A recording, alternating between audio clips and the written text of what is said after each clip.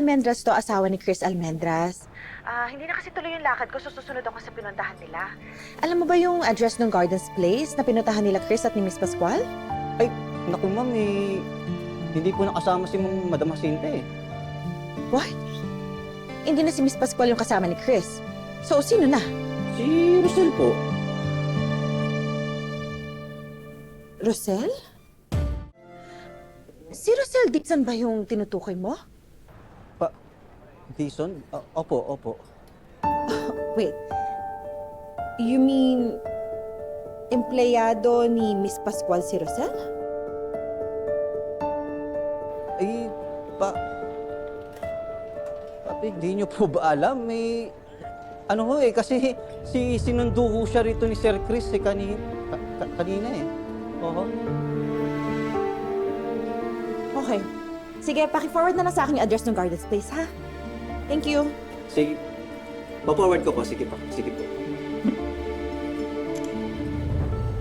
Uy, ba't mo sinabi? Ang alin? Baka secret lang yun. Ako, lagot ka. Secret lang ba yun? Oo. Daldal mo eh. Bumama mo eh. Maging open kasi tayo rito. Walang secret. Okay? Malo! Bakit hindi mo sinabi sa akin na empleyado pala nung bagong kasosyo ni Chris, si Rosel? Ma'am, hindi naman kayo nagtatanong eh. Saka akala ko alam nyo na.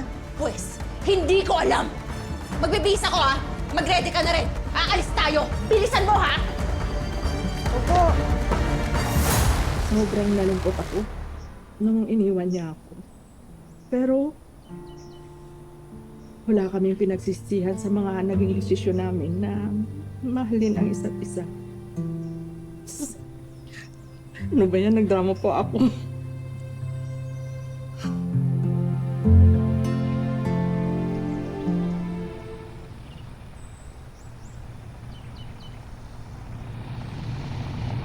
At bakit hindi mo rin alam na si Rosel pala yung kasama ni Chris sa Santa Ines? Eh, hindi ko nga po maintindihan, Mami. Ang sabi naman ni Sir Chris, si Madam Jacinta talaga ang kasama niya. Ang sabihin mo, tatanga-tanga ka. Kaya ka nalulusutan eh. Ano ka ba naman, Malu? Kaya nga kita kinuha para yan yung maging trabaho mo. Sorry po, Ma'am. Magtapat ka nga. Noong nakita mo yung Sir Chris mo na may kamiting, sigurado ka ba lalaki yung kamiting niya? Ano? Bakit hindi ka sumasagot? Ma'am, lalaki po talaga. Lalaki po talaga yung nakita ko. Siguraduhin mo na nagsasabi ka ng totoo.